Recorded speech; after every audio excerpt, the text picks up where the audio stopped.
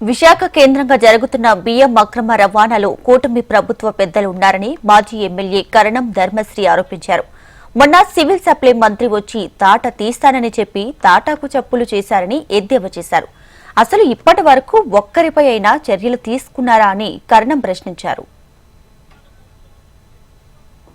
ఉక్కుపాదం మోపుదామంటే చుట్టూ మీ సామాజిక వర్గానికి సంబంధించినటువంటి వ్యక్తులే కదా రాష్ట్రంలో వ్యాపారాలు చేస్తున్నటువంటి వాళ్ళు. ఒక్కరి మీదనే ఉక్కుపాదం మోపేవా?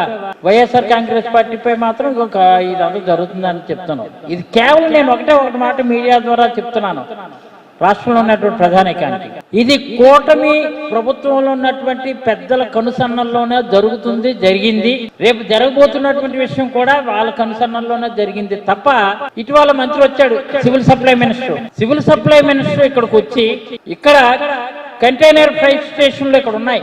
ఏ స్టేషన్ అయినా నువ్వు ఒకటేదో ప్రైవేటు 2 స్టేషన్లు అలా విజిట్ చేసి సిఎఫ్ఎస్ ఏవైతే ఉన్నాయో 2 చేసి పక్కనే నువ్వు ఎందుకు వదిలేసావు?